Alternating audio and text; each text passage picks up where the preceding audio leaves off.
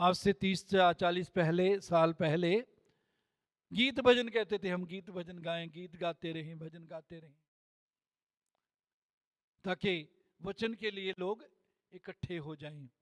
लेकिन पिछले 30-40 साल में प्रभु ने सिखाया कि गाने के द्वारा, स्तुति के और गाने के द्वारा भी आनंद, वो जो है धन्यवाद के द्वारा हमने प्रभु की आराधना करना है, प्रभु की उपस्थिति में ठहर कर उसकी आराधना करना है।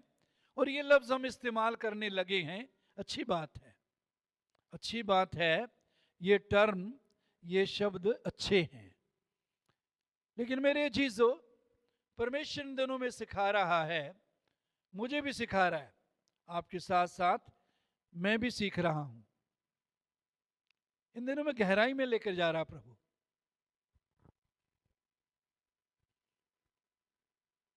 हिजकियेल 47 में भवन में से जल निकला, पहले 1000 हाथ, कितना गहरा है, टखनों, गिट्टियां तक गहरा। ये जल पवित्र आत्मा का जल है, पवित्र आत्मा में जीवन है। और कई बार हम बस उसी टखनों तक जो पवित्र आत्मा में अनुभव है, जीवन है, उसी में खुश रहते हैं, उसे आगे बढ़ें। घुटनों तक, घुटनों तक काफी नहीं, उससे आगे बढ़ें। पवित्र आत्मा के साथ संबंध बनाते हुए, समय व्यतीत करते हुए, जीवन उसके साथ जोड़ते हुए, उससे आगे और बढ़ें 1000 हाथ, कमर तक, कमर तक भी काफी नहीं, घुटनों तक, टखनों तक, घुटनों तक और कमर तक। जब तक हम उस जल में हैं तो कभी भी हम उसमें से बाहर निकल सकते हैं। और ऐसे हम में से बहुत करते हैं। उसे 1000 हाथ जल इतना बढ़ गया, कोई उसको चलकर पार नहीं कर सकता, उसमें तैर सकते हैं।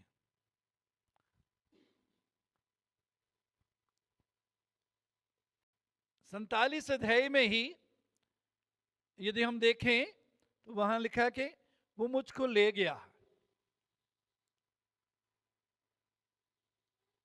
ये उस जल तक जिसको हम पार नहीं कर सकते, कैसे पहुंचा हिजकियेल? क्योंकि वो ले गया और ये जाने के लिए तैयार हुआ। पवित्र आत्मा हम पर जबरदस्ती नहीं करता, परमेश्वर जबरदस्ती नहीं ले जाता। वो हमारे सामने दावत देता है, निमंत्रण देता है, बुलावा देता है, और फिर इंतजार करता है कि हम उसे कहें, हाँ मैं आने के लिए तैयार हूं, मैं चलने के लिए तैयार हूं। मैं अपने पैर जमीन से ऊपर उठाकर तैरने के लिए तैयार हूं, ताकि जिधर भी वो जल जाता है मैं उधर तैर कर जा सकूं। मेरे जीजो, तो वर्शिप जो इंग्लिश शब्द है, पुरानी इंग्लिश में सैकड़ों साल पहले की जो इंग्लिश है, उसमें ये वर्शिप शब्द जो है वर्थशिप था, WORTH, वर्थशिप। भाषा, कोई भी लैंग्वेज समय समय पर तब्दील होती है। तो उस समय पुराने वो जो इंग्लिश का शब्द वर्शिप के लिए वर्थशिप था। वर्थ का मतलब है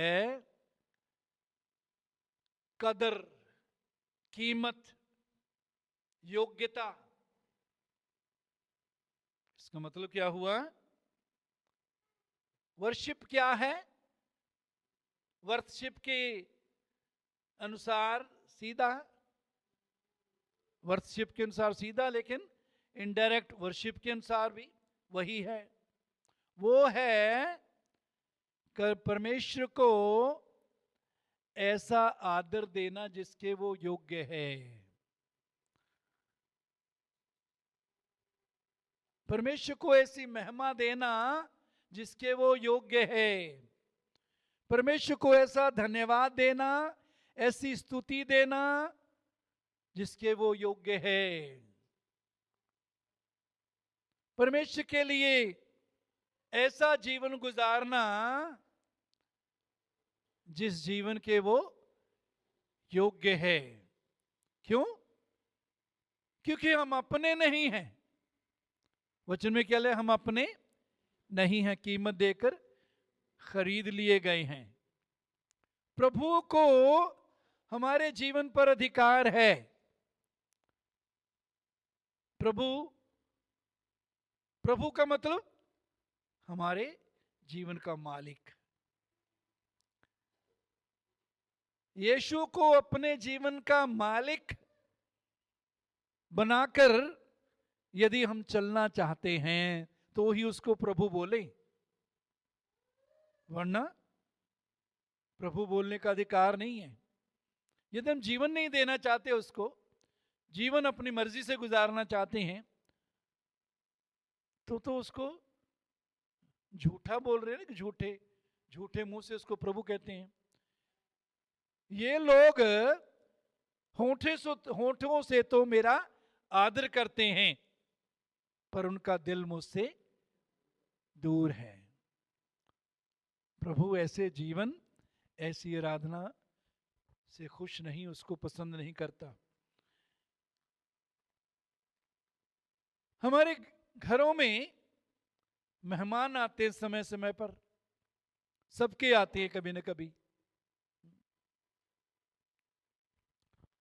मेहमान जैसा मेहमान है, जैसा हमारा रिश्ता उसके साथ है, जितनी कदर हमारे अंदर उस मेहमान के लिए है, जितना हम उस मेहमान को जैसे समझते हैं, उसके मुताबिक हम उसको आदर देते हैं, उसके मुताबिक उसकी सेवा करते हैं। रिश्तेदारी में सबसे ज्यादा आदर आमतौर पर दामाद को या फूफा जो होता है उसको दिया जाता है। बिस्तरे पर अच्छी चादर बिछाते हैं, पिल्लों पर नया कवर चढ़ाते हैं, चादर बिछाते हैं, अच्छी सफाई करते हैं, अपनी ताकत के मुताबिक अच्छा भोजन जितना ज़्यादा अच्छा हो सकता है बना के सर्व करते हैं।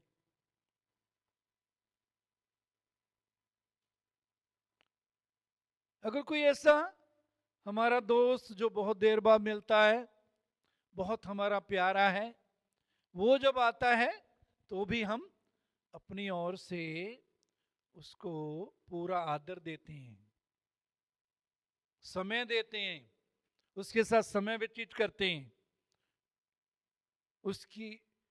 उसके साथ दिल की बात उसकी सुनते हैं और दिल की बात करते हैं,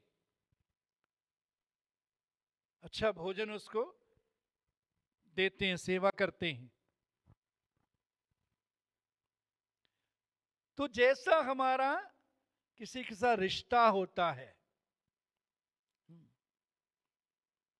जितनी कदर किसी की हमारे मन में होती है, कीमत होती है, उसी के अनुसार हम उसको आदर देते हैं।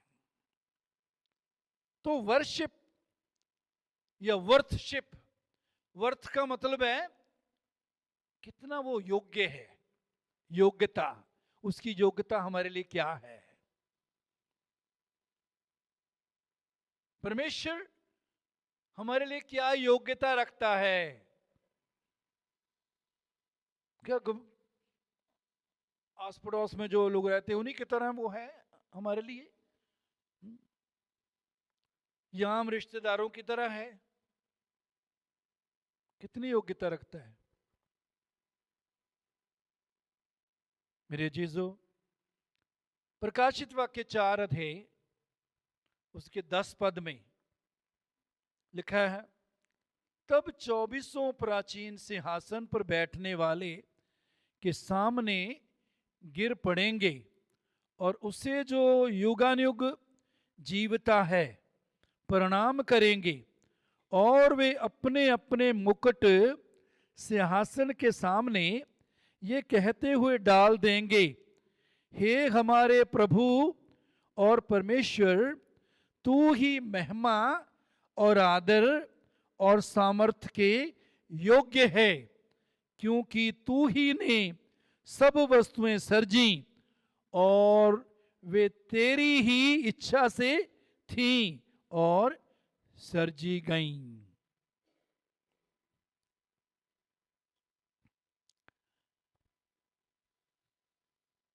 यहां वो 24 प्राचीन क्या बोलते हैं? हे हमारे प्रभु और परमेश्वर, तू ही महिमा, आदर और सामर्थ्य के योग्य है।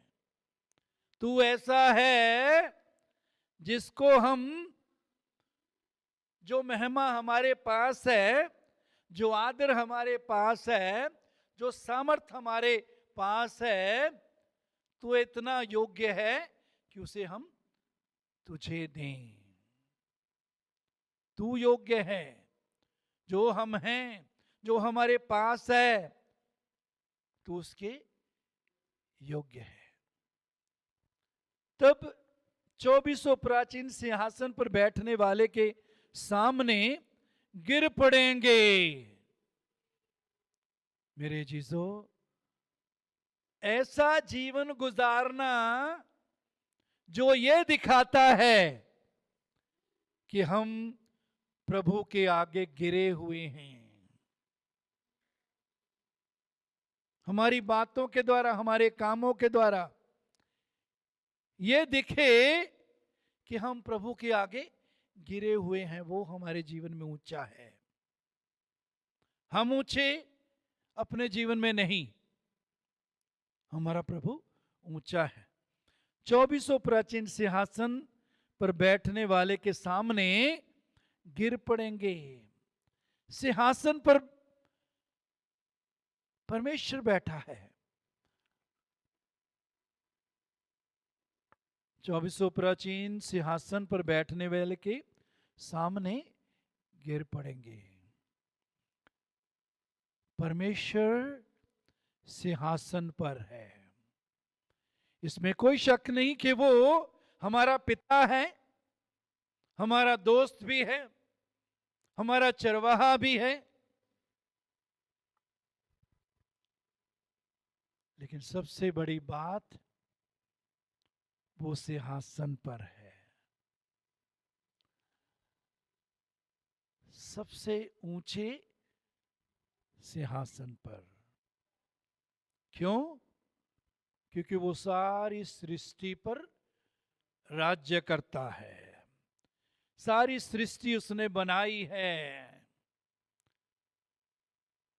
सिंहासन पर वो है। और मेरे जीजो, वचन जब हमें बताता कि वो सिंहासन पर है,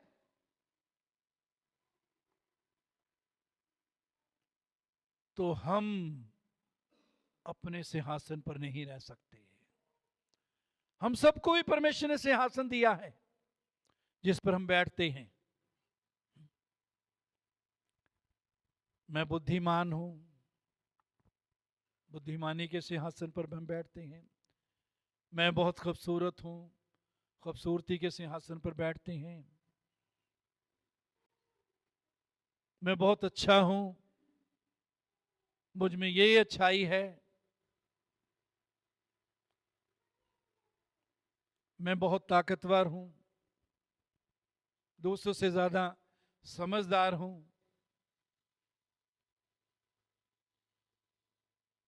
हम सब,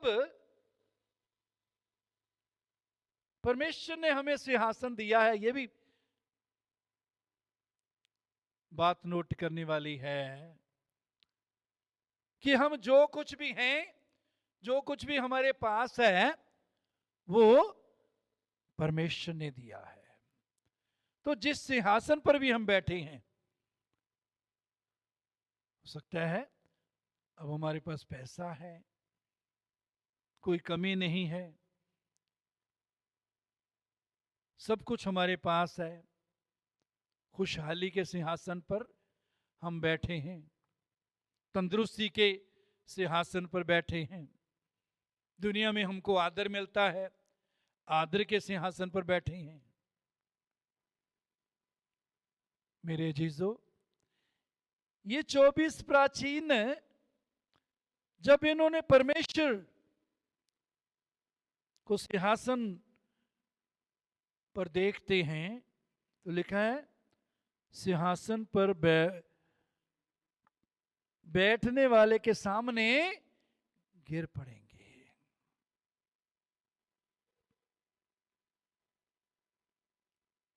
वचन हमें बताता है कि हमारा परमेश्वर सिंहासन पर है, सिंहासन पर विराजमान है। उस परमेश्वर के सामने हम अपने सिंहासन पर बैठ नहीं सकते। परमेश्वर, तू योग्य है, सिंहासन के तू योग्य है। बुद्धि जो मेरे पास है ये तेरे ही कारण है, खूबसूरत मैं हूं, तंदुरुस्त मैं हूं, तेरे कारण है। जो आशीषें मेरे पास हैं तेरे कारण है। और भी अपने अपने मुकुट सिंहासन के सामने ये कहते हुए डाल देंगे, अपने अपने मुकुट भी डालते हैं। मुकुट आदर को दिखाता है, मुकुट अधिकार को दिखाता है। जो भी आदर आज हमारे पास है, जो अधिकार हमारे पास है, कहते वो सबने अपने अपने मुकुट सिंहासन के सामने ये कहते हुए डाल दिए, अपने मुकुट सिंहासन के सामने डाल दिए। हम किसी भी मुकुट को पहनने के योग्य नहीं। जो भी अधिकार हमारे पास है, जो भी कोई आशीष हमारे पास है, कोई पदवी हमारे पास है, मेरे अजीजों, उसको सिंहासन के सामने गिरा दें, सिंहासन के सामने डाल दें। अगली पद 11 में, हे हमारे प्रभु और परमेश्वर, तू ही महिमा और आदर और सामर्थ के योग्य है। हे हमारे परमेश्वर, तू ही आदर, महिमा, आदर और सामर्थ्य के योग्य है। हम सबको प्रभु ने पृथ्वी पर महिमा दी है। सुंदर हैं हम तंदुरुस्त हैं, अंग हमारे सभी अच्छे काम करते हैं। हमें माँ बाप दिए हैं, बच्चे दिए हैं, कारोबार दिया है, पहनने के लिए अच्छे कपड़े, मकान दिया है। सबसे बड़ी बात, परमेश्वर ने अपनी संतान हमको बनाया है, यीशु के लहू के द्वारा हम उसके हैं, खरीद लिया है उसने हमें अनंत जीवन दिया है। सबसे बड़ी बात, वचन के लिए, पवित्र आत्मा के लिए धन्यवाद। वचन हमारे मार्ग के लिए दीपक, पांव के लिए दीपक, मार्ग के लिए उजाला है। दूसरा सहायक पवित्र आत्मा दे दिए, क्योंकि पहला सहायक यीशु स्वर्ग पर है। उसने अपने जैसा वो सहायक हमें दे दिया, जो हमारे अंदर, हमारे साथ रहता है। मेरे अजीजों, सब प्रकार की महिमा जो हमारे पास है, किसी के लिए घमंड ना करें, अपने आप को दूसरों से अच्छा ना समझें, मैं इससे ज़्यादा खूबसूरत हूँ, मेरे पास इससे ज़्यादा पैसा है, मेरे पास इससे ज़्यादा अच्छा कपड़ा है। महिमा और आदर और सामर्थ्य के योग्य तू है।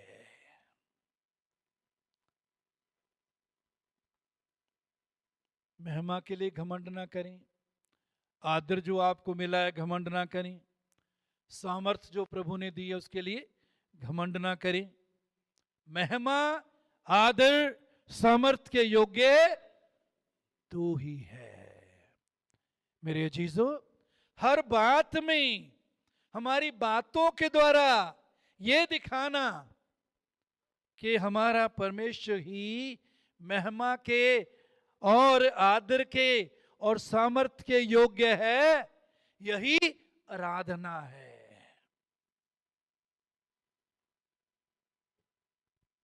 सवाल करिए अपने आप से। प्रभु आज ये इस समय सवाल चाहता है कि आप करें।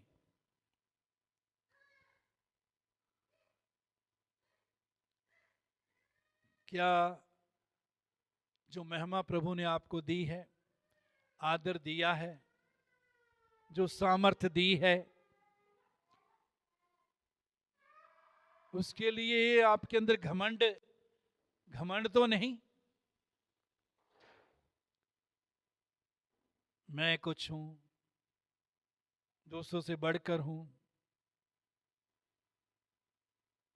महिमा, आदर और सामर्थ्य के योग्य तू है, हमारा परमेश्वर है।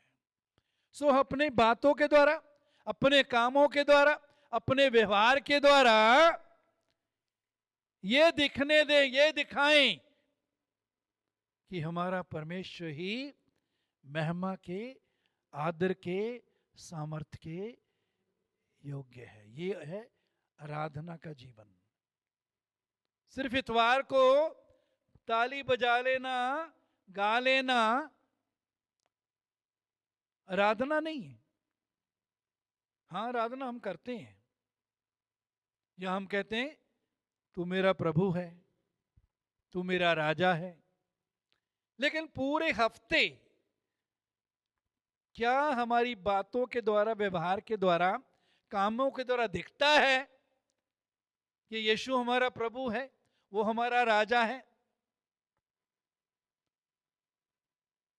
या अगर पड़ोसी ने कुछ बोल दिया, है तू मैनू की समझदा है, मैं दिखाऊं फिर जलवा?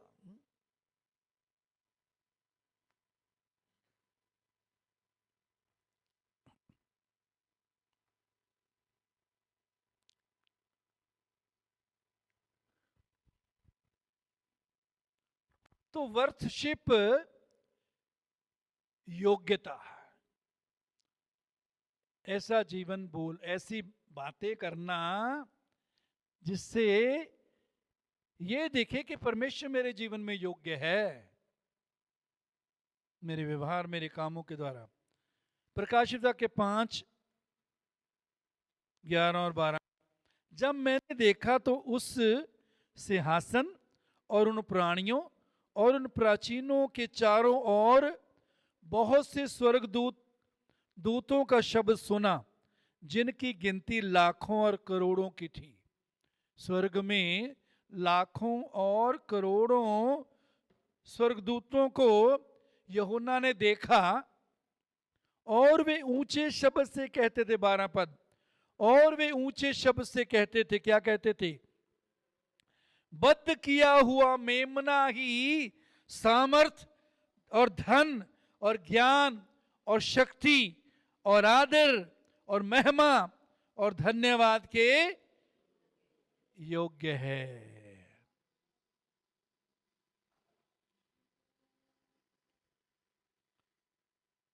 बद्ध किया हुआ मेमना, यीशु ही सामर्थ, धन, ज्ञान, शक्ति, आदर, महिमा, धन्यवाद के योग्य है।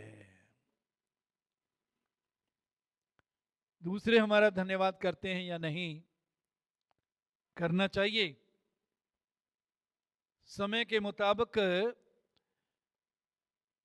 एक दूसरे का धन्यवाद भी करना चाहिए, लेकिन यदि कोई नहीं करता, कोई बात नहीं,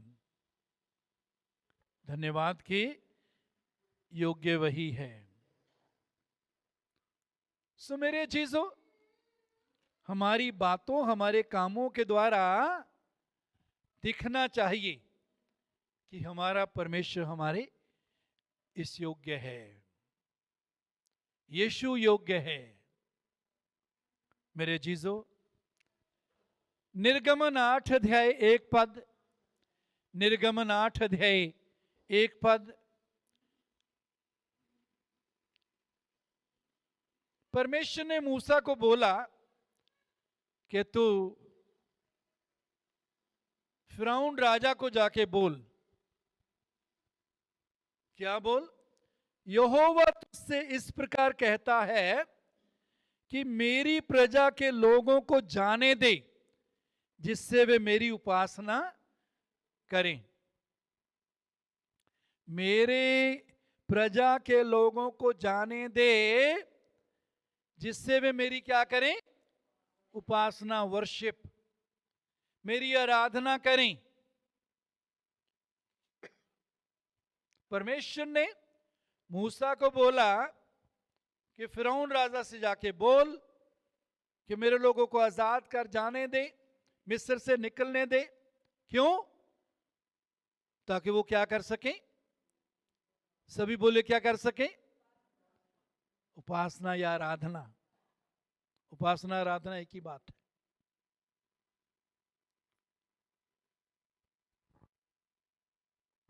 अब यदि हम देखें निर्गमन 15 अध्याय 19 और 20 पद,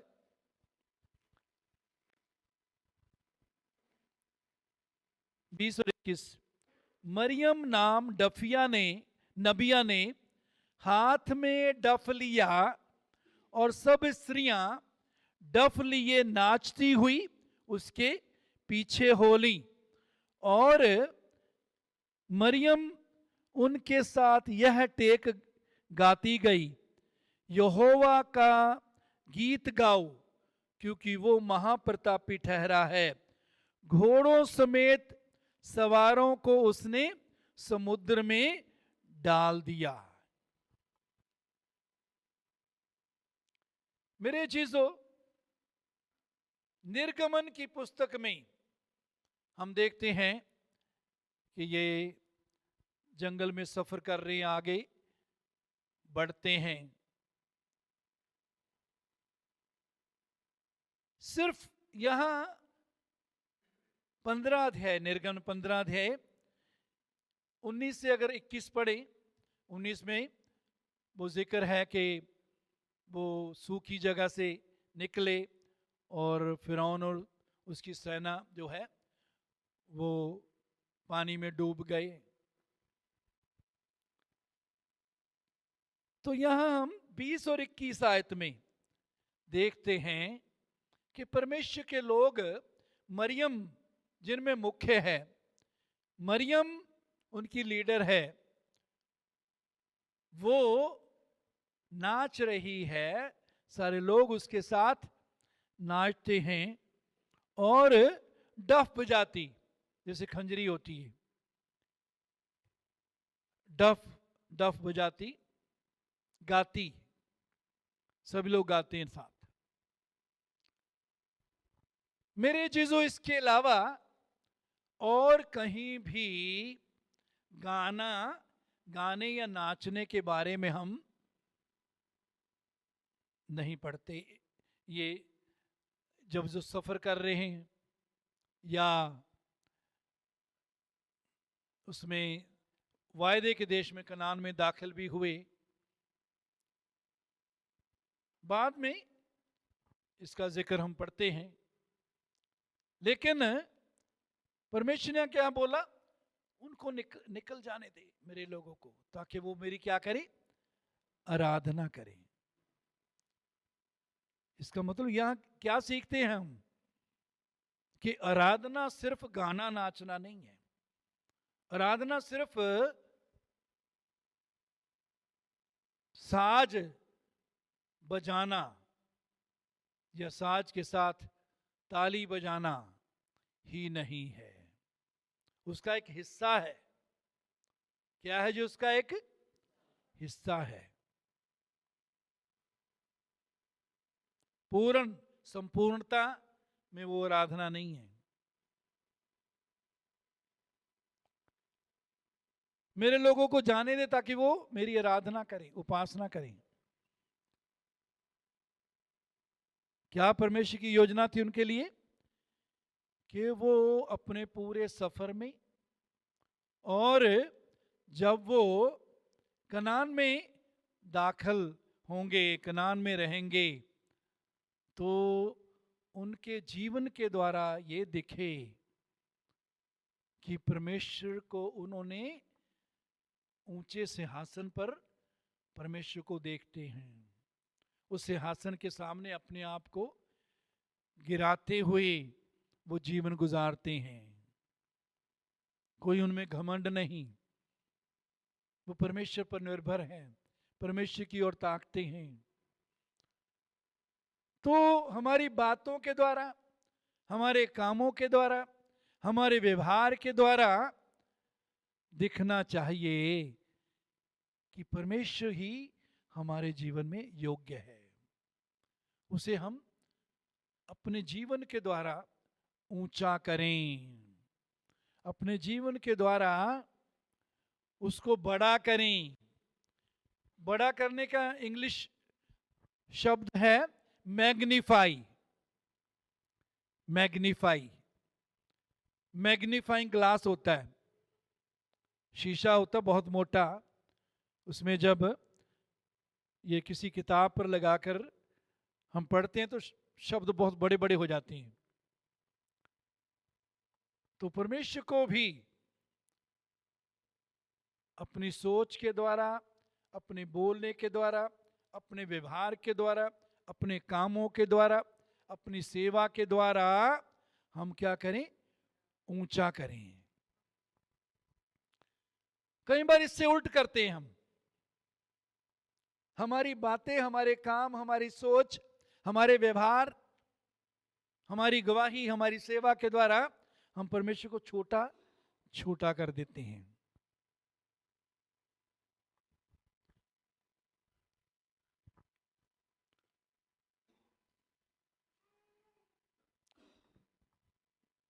मत्ती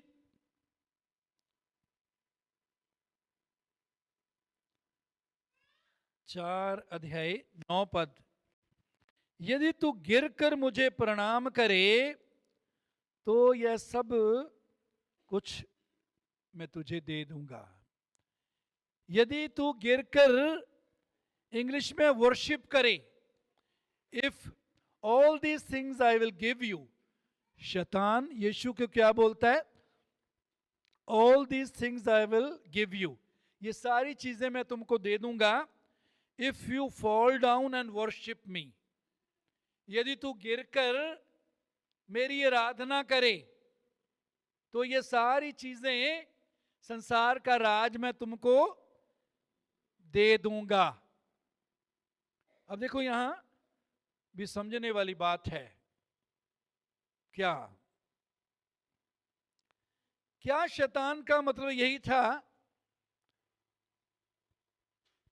क्या शैतान यीशु मसीह को ये कह रहा था कि भाई मेरा गीत गा, मेरी मेरी बड़ाई और मेरी स्तुति में गीत गा, कोई साज ले ले, साज बजा?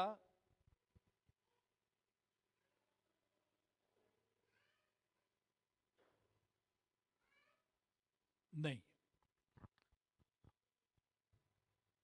हम पहले देखा वर्शिप का मतलब वर्थशिप। तुम मुझको योग्य समझ ले कि मैं संसार में सबसे बड़ा हूं, सबसे ऊंचा हूं। यीशु तू मेरी मानने के लिए, मेरी सेवा करने के लिए तैयार हो जा।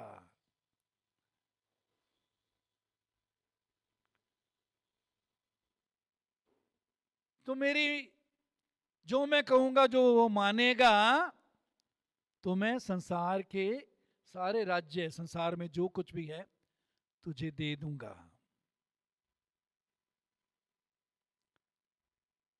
यीशु मसीह ने यह नहीं कहा कि तू झूठ बोल रहा है, ये नहीं कहा, वचन में कहीं नहीं लिखा कि तू झूठ बोल रहा है, ये तेरा नहीं है, ये मेरा है। नो।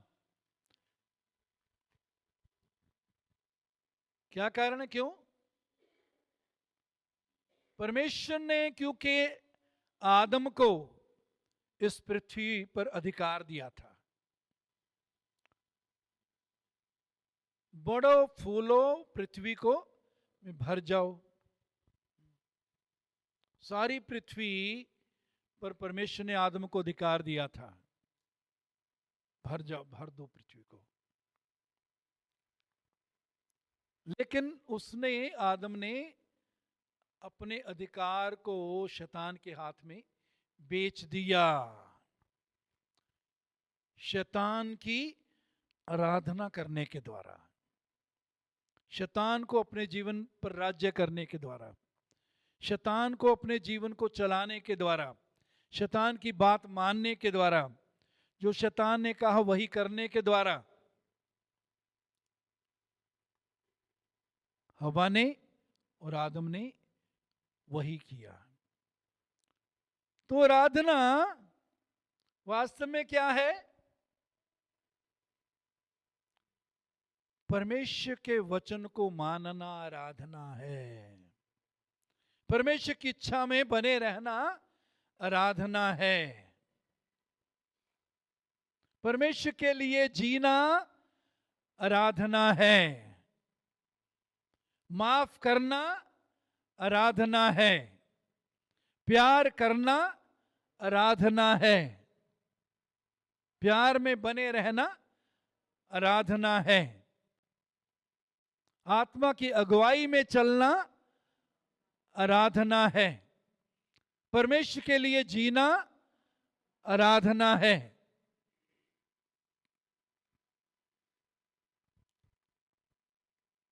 रोमियो 12:1 में पौलुस क्या कहता है? मैं परमेश्वर की दया याद दिलाकर विनती करता हूं, इसलिए हे भाइयों, मैं तुमसे परमेश्वर की दया स्मरण दिलाकर, याद दिलाकर विनती करता हूं। पौलुस क्या कह रहा है? मैं हाथ जोड़ता हूं, सुनो इसको, करो इसको, कि परमेश्वर ने तुम पर दया की है। आज हम जिंदा हैं तो परमेश्वर की दया के कारण हैं। परमेश्वर ने हमें चुन लिया, ये उसकी दया के कारण है। उसने हमें क्षमा किया, माफ किया, अपनी संतान बनाया, उसकी दया के कारण है। परमेश्वर की दया स्मरण दिलाकर विनती करता हूं। हर समय याद रखें परमेश्वर की दया को, कभी ना भूलें। विनती करता हूं कि अपने शरीरों को जीवित, पवित्र और परमेश्वर को भावता हुआ बलिदान करके चढ़ाएं। अपने शरीरों को परमेश्वर को चढ़ाएं। किस प्रकार? शरीरों को जीवित, पवित्र और परमेश्वर को भावता हुआ।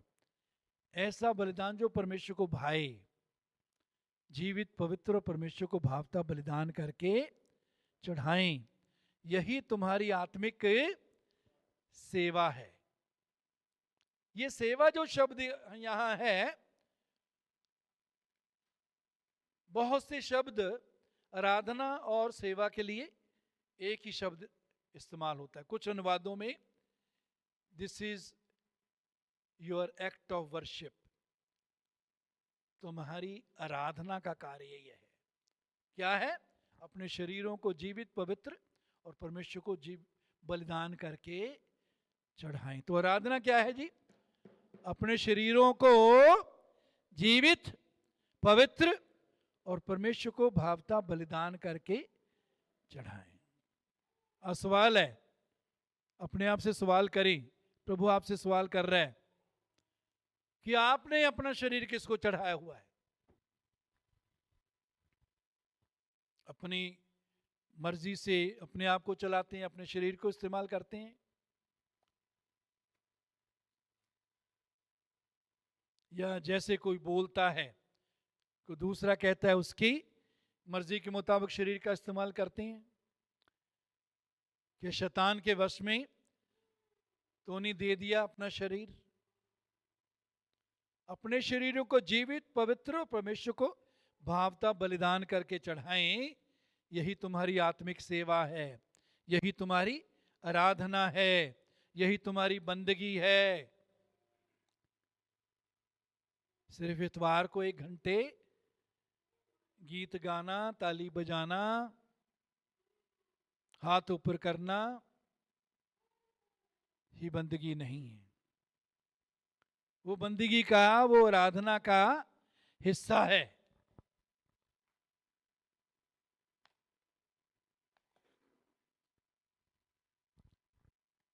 उत्पत्ति 4 अध्याय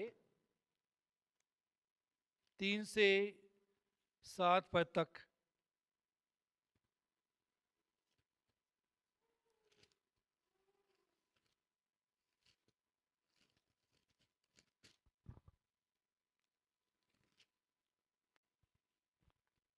उत्पत्ति 4 अध्याय 3 से 7। और हाबिल भी अपनी भेड़ बकरियों के कई एक पहलौठे बच्चे भेंट चढ़ाने ले आया और उनकी चर्बी भेंट चढ़ाई। तो यहोवा ने हाबिल और उसकी भेंट को तो ग्रहण किया, परंतु कैन और उसकी भेंट को उसने ग्रहण ना किया।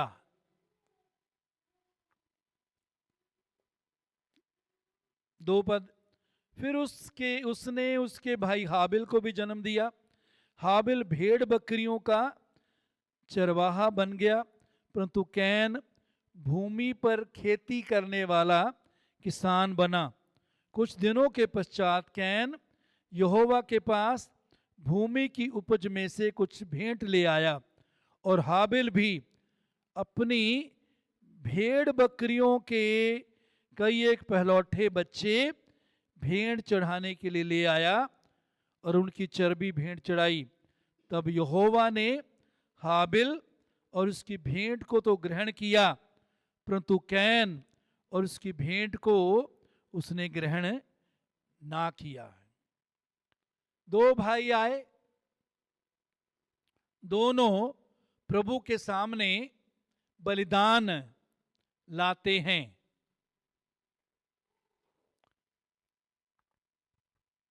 और लेकिन कैन की भेंट को परमेश्वर ने स्वीकार नहीं किया, हाबिल की भेंट को परमेश्वर ने स्वीकार किया।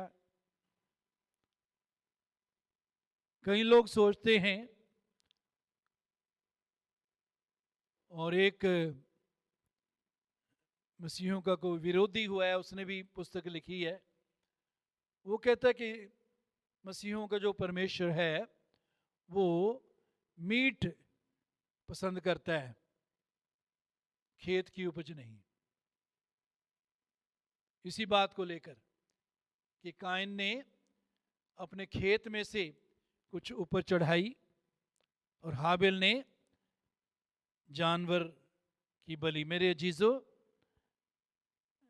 ऐसा कारण नहीं है। हम यदि इब्रानियों 11 अध्याय में देखें 4 पद, यहां लिखा है, विश्वास ही से हाबिल ने कैन से उत्तम बलिदान परमेश्वर के लिए चढ़ाया और उसी के द्वारा उसके धर्मी होने की गवाही भी दी गई, क्योंकि परमेश्वर ने उसकी भेंटों के विषय में गवाही दी और उसी के द्वारा वह मरने पर भी अब तक बात करता है। विश्वास ही से हाबिल ने कैन से उत्तम बलिदान परमेश्वर के लिए चढ़ाया। कैन से उत्तम बलिदान परमेश्वर को हाबिल ने कैसे चढ़ाया? विश्वास से। सिर्फ विश्वास है। दोनों की भेंट में फर्क सिर्फ विश्वास है। हाबिल के वक्त की गवाही दी गई कि उसने विश्वास से बलिदान चढ़ाया। इसका मतलब है कैन ने विश्वास से बलिदान नहीं चढ़ाया।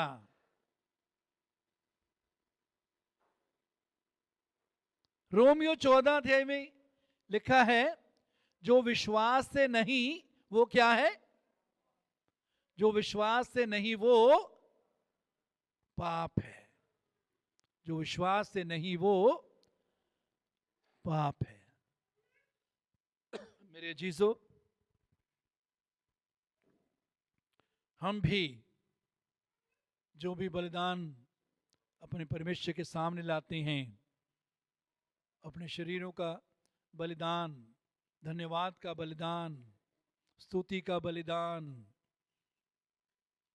जब दूसरे किसी सहायता करते हैं वो भी बलिदान बन जाता है। किसी किस्म का भी बलिदान चढ़ाएं, विश्वास से चढ़ाएं कि मेरा परमेश्वर इस योग्य है कि मैं उसे ये बलिदान के द्वारा उसको आदर दूं। मेरे अजीजों, कभी भी परमेश्वर के लिए कुछ करते हैं ये समझकर ना करें दूसरों को पता लगना चाहिए मैं भी कुछ हूं।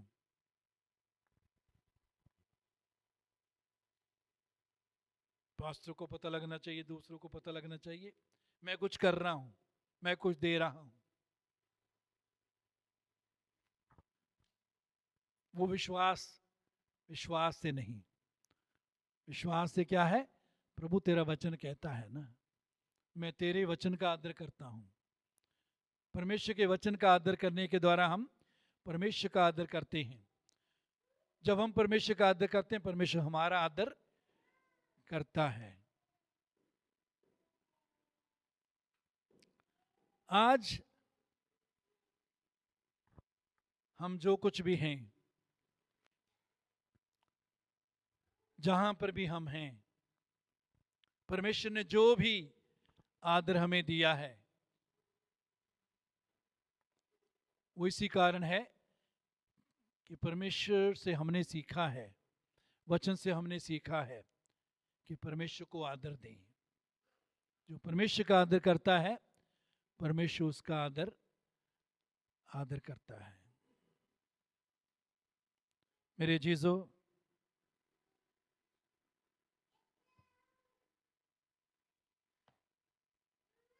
मत्ती 15 अध्याय 8 पद, ये लोग होठों से तो मेरा आदर करते हैं पर उनका मन मुझसे दूर है। होठों से तो मेरा आदर करते हैं, मुंह से अच्छी अच्छी बातें बोलते हैं जो ये दिखाती है मैं बहुत प्रभु को प्यार करता हूं, मैं प्रभु के लिए जीता हूं। होठों से तो मेरा आदर करते हैं पर उनका मन मुझसे दूर है। आम में से किसका मन दूर है, किसका मन नजदीक है, ये आप खुद जानते हैं। खुद जानते हैं, परमेश्वर भी जानता है। परमेश्वर से कुछ छिपा नहीं सकते। हम एक दूसरे से छिपा सकते हैं, परिवार के मेंबरों से भी छिपा सकते हैं, जहां हम काम करते हैं उनसे छिपा सकते हैं, पड़ोसियों से छिपा सकते हैं, रिश्तेदारों से छिपा सकते हैं।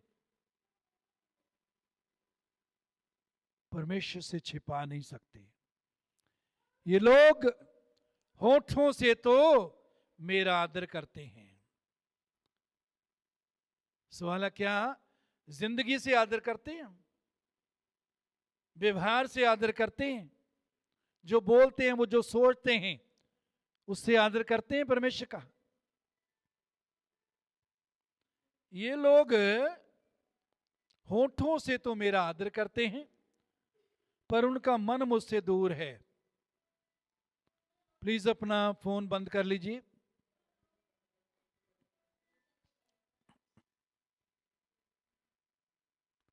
उनका मन मुझसे दूर है और वे व्यर्थ मेरी उपासना करते हैं। उपासना तो करते हैं, आराधना तो करते हैं, लेकिन कैसे करते हैं? व्यर्थ। उससे परमेश्वर खुश नहीं है, उससे परमेश्वर को आदर नहीं मिलता, उससे आपकी भी तरक्की नहीं होती।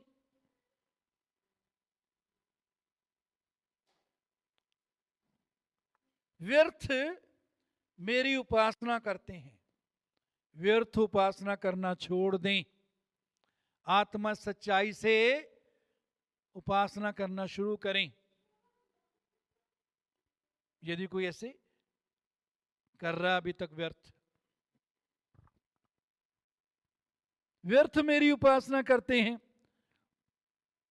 क्योंकि मनुष्यों की विधियों को धर्मोपदेश करके सिखाते हैं।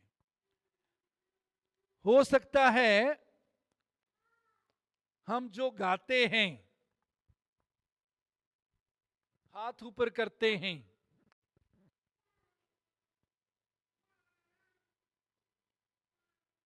दो तरीकों में से एक तरीके से कर सकते हैं। एक तो आत्मा और सच्चाई से, सचमुच दिल की गहराई से प्रभु को आदर देते हैं जब गाते हैं, हाथ जब ऊपर करते हैं प्रभु को आदर देते हैं, ऊंचा करते हैं। या फिर यह भी हो सकता है कि मेरे पड़ोस वाला, मेरा साथी, उसको पता लगे कि मैं उससे कम नहीं हूं। मेरी पत्नी को पता लगे, मेरे पति को पता लगे, मेरे बच्चों को, मेरे माँ बाप को पता लगे कि मैं भी आराधना करता हूं। ये व्यर्थ मेरी उपासना करते हैं, उनका दिल मुझसे दूर है। कब तक? यदि हम ऐसा करते हैं तो कब तक करते रहेंगे? यदि आज तुम उसकी आवाज सुनो तो अपने दिलों को सख्त ना करो।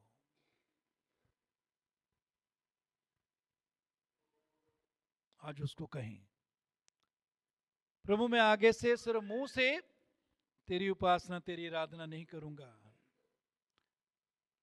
बल्कि जो मैं बोलता हूं वो सचमुच में मेरे जीवन में मैं लागू करूंगा। मेरी दिल की गहराई से मैं तुझे आदर दूंगा, तुझे ऊंचा करूंगा, तेरे लिए जीऊंगा। मेरे अजीजों,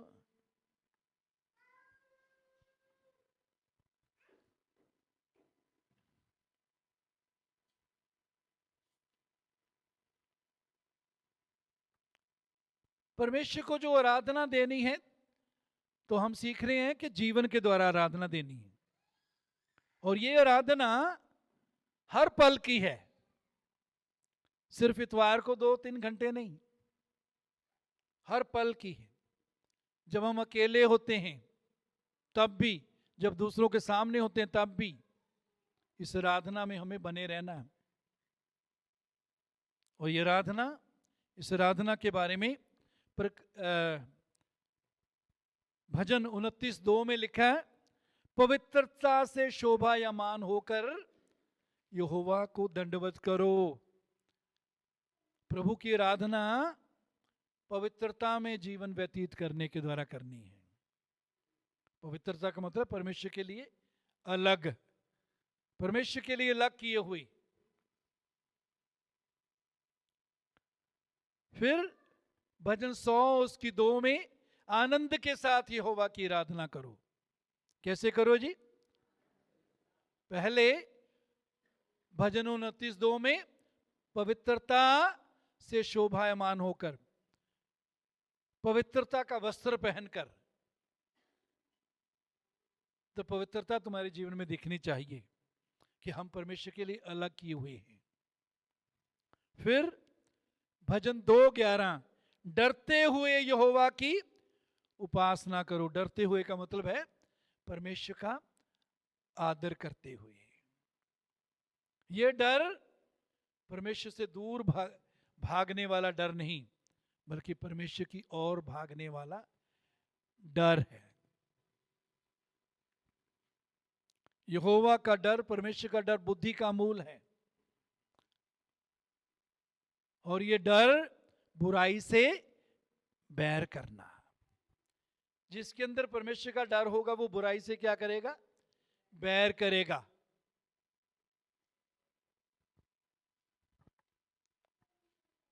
मेरे जीजो, उत्पत्ति 22 अध्याय 5 पद में हम देखते हैं अब्राहम अपने नौकरों को क्या बोलता है? गधे के पास यहीं ठहरे रहो, ये लड़का और मैं वहां जाकर दंडवत करके फिर तुम्हारे पास लौट आएंगे। जो आत्मा सच्चाई से आराधना नहीं करते वो किसके पास बैठते हैं जी? यहां क्या बताया? किसके पास बैठे रहो? गधे के पास। उनका जीवन भी गधों जैसा हो जाता है।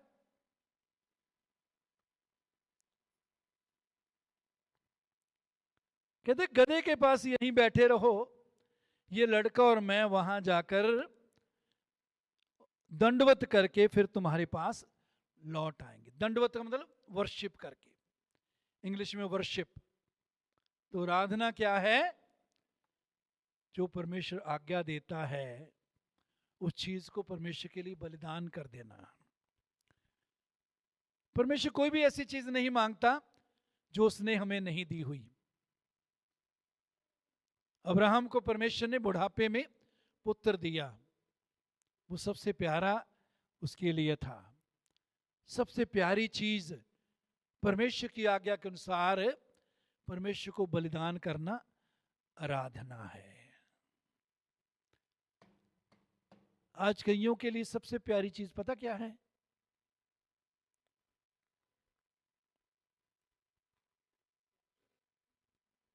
इसके साथ समय गुजारना, फोन के साथ समय गुजारना कईयों के लिए सबसे प्यारी चीज है। सवाल है, क्या आज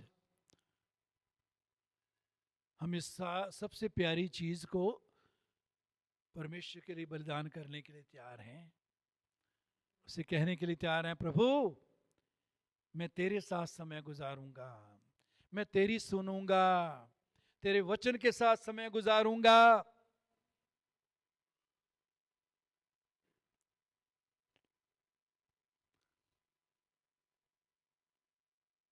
प्रभु मैं तेरा धन्यवाद जीवन में करता हुआ, स्तुति करता हुआ तेरे साथ समय गुजारूंगा। जो प्रभु की संगति में रहता है उसके साथ एक आत्मा हो जाता है। जब हम एक आत्मा प्रभु के साथ होने लगते हैं तो सचमुच में हम आत्मा सच्चाई से उसकी आराधना करने वाले बन जाते हैं।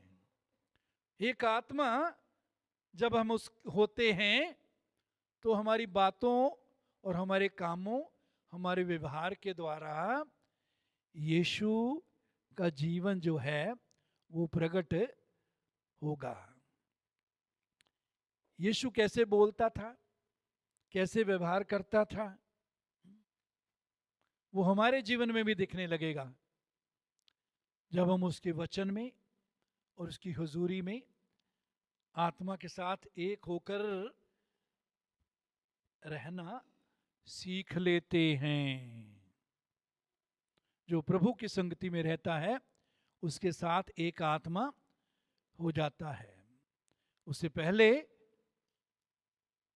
पौलुस क्या कहता है? जो वेश्या की संगति करता है उसके साथ एक तन हो जाता है। जो प्रभु की संगति करता है उसके साथ एक आत्मा हो जाता है। शारीरिक संबंध पुरुष और स्त्री करते हैं तो उनके जीवन के द्वारा उन जैसा, पुरुष जैसा, हाँ स्त्री जैसा भी, दोनों जैसा, लेकिन वो सीड या बीज पुरुष का होता है तो उस जैसा जीवन पैदा होता है।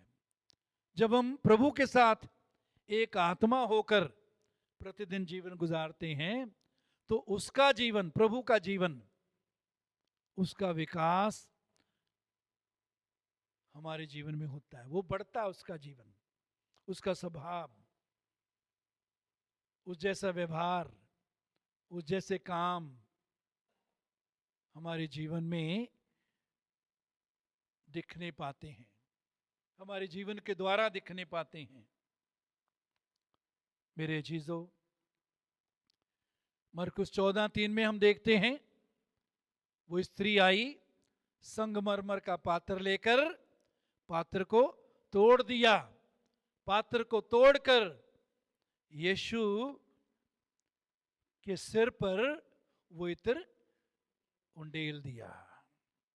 पात्र को क्यों तोड़ा? एक बार जब पात्र टूट जाता था तो उसको दोबारा किसी के लिए इस्तेमाल नहीं किया जा सकता था, क्योंकि तोड़ने के बाद उसमें से खुशबू जो है वो निकलती रहती, वो रहेगा नहीं। उसने सारा यीशु के सर पर उंडेल दिया। क्या आज अपनी जिंदगी के पात्र को, जिंदगी के बर्तन को तोड़ने के लिए हम तैयार हैं और प्रभु को कहने के लिए, प्रभु जो कुछ मेरे पास है, जो भी मैं हूं, जो कुछ मेरे पास है, मैं तेरे पांव में अर्पण करता हूं। मेरे जीवन में सबसे ज्यादा तू प्यारा है। ये इत्र जो 300 दिनार से भी ज्यादा का महंगा बिक सकता था, प्रभु मैं तेरे लिए अर्पण करता हूं। ये जिंदगी की सबसे कीमती चीज मैं तुझे देता हूं। क्या आज हम देने के लिए तैयार हैं? क्योंकि यही आराधना है।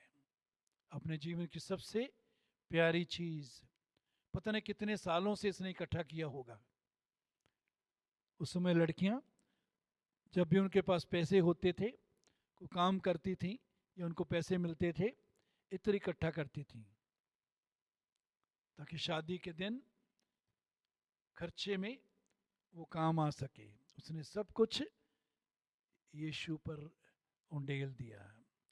यीशु को अपनी आत्मा, अपने जीवन का दूल्हा मान लिया। तू मेरे जीवन का अधिकारी है, तू मेरे जीवन का स्वामी है, तू मेरे जीवन को चला। मेरे अजीजों,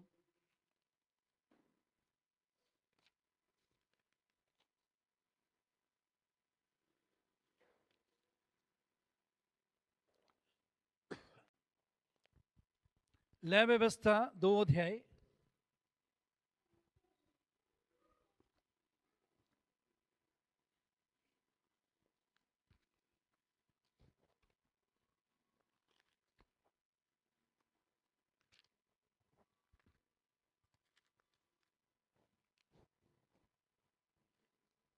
तो अध्याय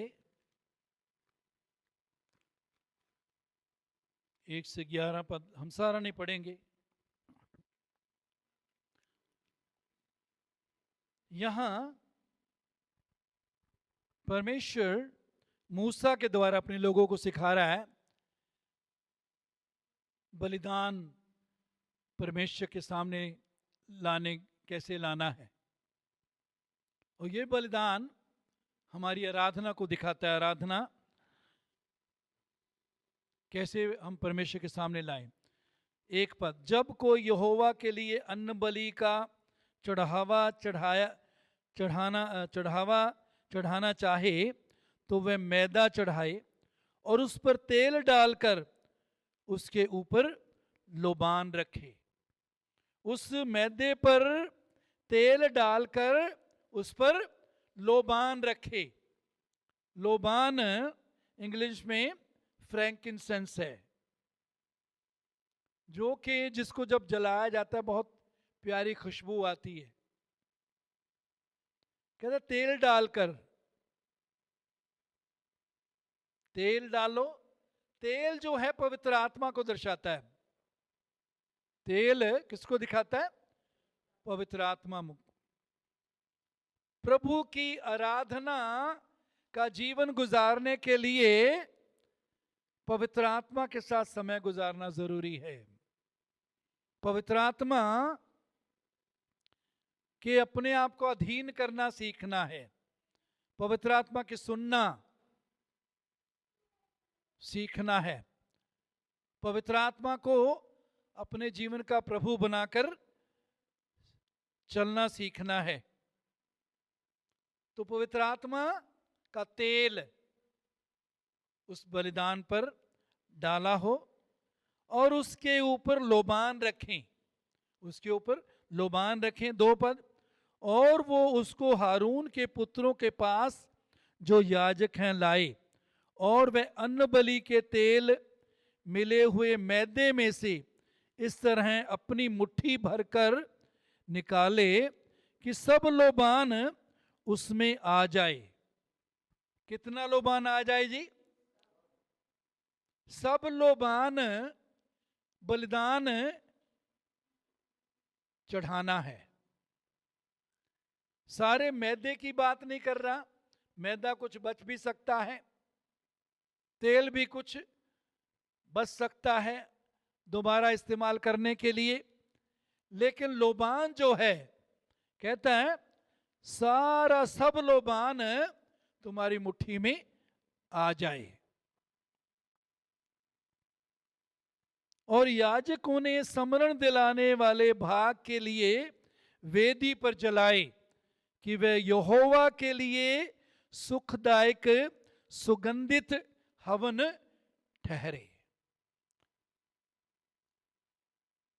लोबान कहता है मुट्ठी में पूरा आ जाए।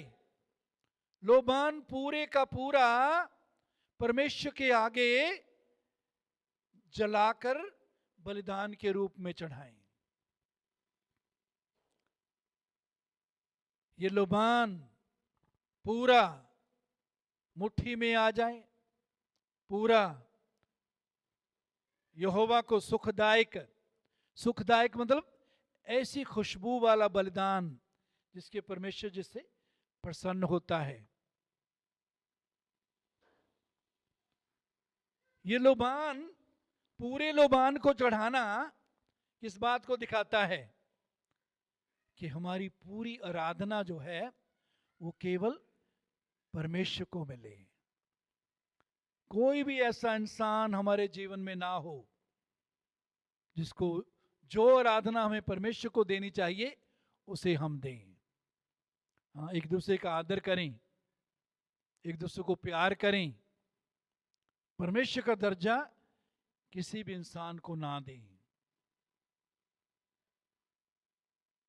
जो आराधना, जो आदर परमेश्वर को देना है, किसी भी इंसान को ना दे। पूरा लोबान परमेश्वर को चढ़ाएं। मेरे जीजो, इसके साथ आगे 2 अध्याय उसको 11 पद से 13 पद पढ़ेंगे। कोई अन्न बलि जिसे तुम यहोवा के लिए चढ़ाओ खमीर मिलाकर बनाया ना जाए। तुम कभी हवन में यहोवा के लिए खमीर और मधु ना जलाना। कहते जब तुम बलिदान चढ़ाते हो अन्न बलि का, तो उसमें खमीर और मधु, मधु मतलब क्या, वो शहद, खमीर और शहद का बलिदान नहीं चढ़ाना। मेरे जीजो, खमीर के बारे में हम देखते हैं 1 कुरिन्थी 5 अध्याय 8 पद, यदि हम पढ़ें 1 कुरिन्थी 5:8।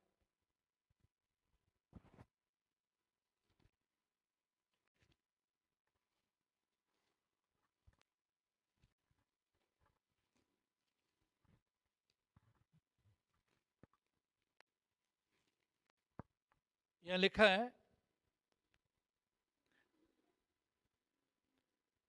इसलिए आओ हम उत्सव में आनंद मनाएं, ना तो पुराने खमीर से और न बुराई और दुष्टता के खमीर से, परंतु सिधाई और सच्चाई की खमीरी रोटी से। यह खमीर किस चीज को दिखाता है? बुराई और दुष्टता। इसलिए आओ हम उत्सव में आनंद मनावें, ना तो पुराने खमीर से और न बुराई और दुष्टता के खमीर से। ये खमीर क्या है जी? सभी बोलिए, बुराई और दुष्टता। बुराई और दुष्टता का खमीर, परंतु सिधाई और सच्चाई की अखमीरी रोटी से। सिधाई और सच्चाई में चलते हुए प्रभु की आराधना करें, कपट छोड़ दें। अंदर से कुछ और हैं, बाहर से कुछ और हैं। कपटता को जाने दें, निकलने दें। परमेश्वर के कहें, प्रभु मुझे जैसा तू बनाना चाहता है बना, जैसा तू बाहर से चाहता है मैं दिखूं, वैसे ही मैं अंदर में बनूं। तो ये खमीर क्या है? दुष्टता, बुराई, दुष्टता। तो कहते हैं खमीर नहीं और ना शहद। शहद देखने में भी सुंदर लगता है, चक्कर खाने में भी बहुत टेस्टी लगता है, मजा आता है। लेकिन जब शहद को जला दिया जाता है तो उससे बदबू आने लगती है। शहद को जब जला दिया जाता है उससे बदबू आने लगती है। मेरे अजीजों,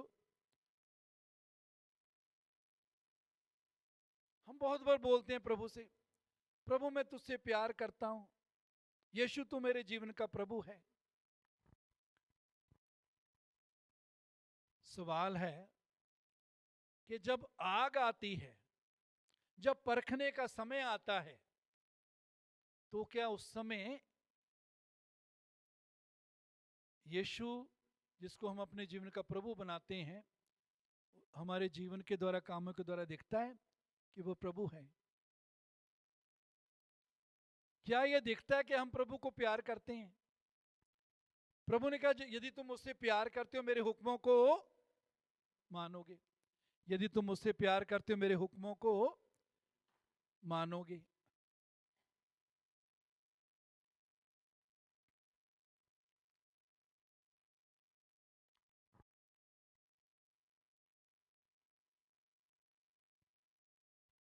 तेरह पद, फिर अपने सब अन्न बलियों को नमकीन बनाना। अन्न बलियों को कैसे बनाना? नमकीन बनाना। और अपना कोई अन्न बलि अपने परमेश्वर के साथ बंधी हुई वाचा के नमक से रहित होने ना दें। अपने सब चढ़ावों के साथ नमक भी चढ़ाना।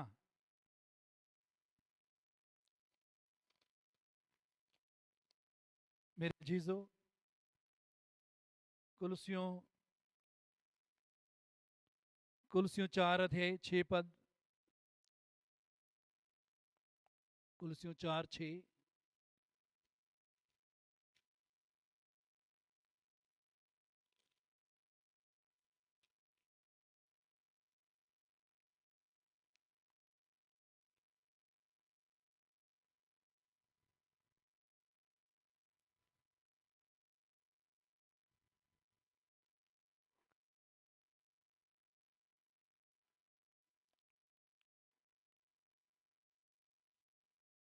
कुलसियों में एक जगह है, वहां लिखा है, तुम्हारा बोलना जो है वो सलोना हो। तुम्हारा जो बोलना जो है वो सलोना का मतलब है उसमें नमक की तरह स्वाद हो।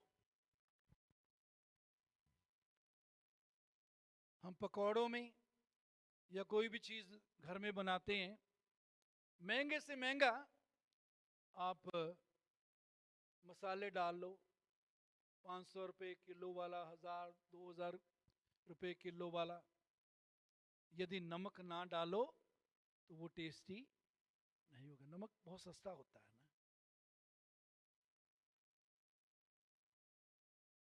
तो कहते हैं बलिदान में नमक डालो।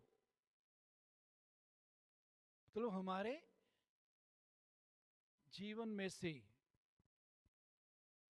हमारी बातों, हमारे कामों के द्वारा प्रभु को भी वास्तव में आनंद और आदर मिले।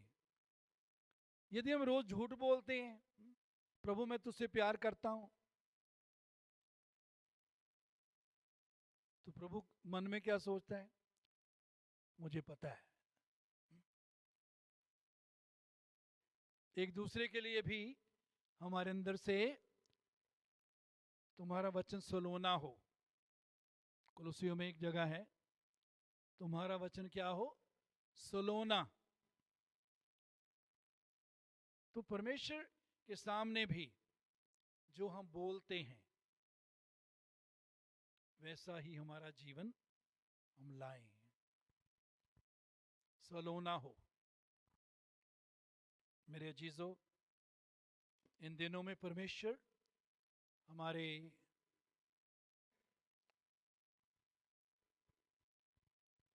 आराधना के जीवन को बदलना चाहता है हम सीखें क्या हम सोचते हैं, क्योंकि हमारी सोच वचन के अनुसार जब हम सोचते हैं, परमेश्वर को महिमा देने वाली बातें सोचते हैं, परमेश्वर की बातें सोचते हैं, उससे परमेश्वर को महिमा मिलती है। हमारे बोलने के द्वारा क्या परमेश्वर को महिमा मिलती है? हमारे व्यवहार के द्वारा, कामों के द्वारा परमेश्वर को महिमा मिलती है, क्योंकि यही प्रभु की क्या है, आराधना है। परमेश्वर ऐसे आराधकों को ढूंढता है जो आत्मा सच्चाई से उसका भजन करें।